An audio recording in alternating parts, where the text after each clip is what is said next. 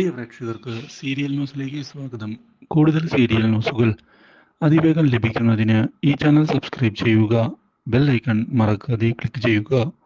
Video ഇഷ്ടമായി എങ്കിൽ like ചെയ്യാൻ മറക്കരുത്. സച്ചിയുടെ ഇപ്പോഴത്തെ അവസ്ഥ കണ്ട് ആകെ മാനസികമായി തകർന്നു പോയിരിക്കുകയാണ് രേവതി. ഇതേ തുടർന്ന് സച്ചിയോട് ആ ജോലി ഉപേക്ഷിക്കാൻ രേവതി പറയുകയും ചെയ്യുന്നു.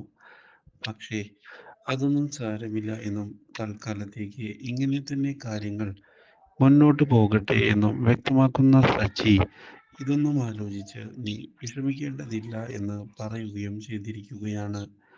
ഈ കാര്യം വീട്ടിൽ ആരും അറിയേണ്ട, കാര്യങ്ങളെല്ലാം ഉടനെ തന്നെ ശരിയാകും, അതുവരെ ഇങ്ങനെ തന്നെ കാര്യങ്ങൾ മുന്നോട്ട് പോകട്ടെ എന്ന് വ്യക്തമാക്കുന്ന ശശി യാതൊരു പ്രശ്നവും ഇനി ഉണ്ടാവുകയില്ല എന്ന് പറഞ്ഞ് രേവതിയെ സമാധാനിപ്പിച്ചിരിക്കുകയാണ്.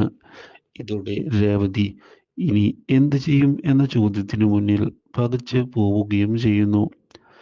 എന്നാൽ ഇതേ സമയം സച്ചിയുടെ ജീവിതത്തിൽ പുതിയൊരു വഴിത്തിരിവ് ഉണ്ടാക്കിക്കൊണ്ട് പുതിയൊരു വ്യക്തി കടന്നു വരാൻ പോവുകയാണ്. അയാളുടെ വരവിനെ തുടർന്ന് സച്ചിയുടെ ജീവിതം മാറി മറിയുകയും ചെയ്യുന്നു.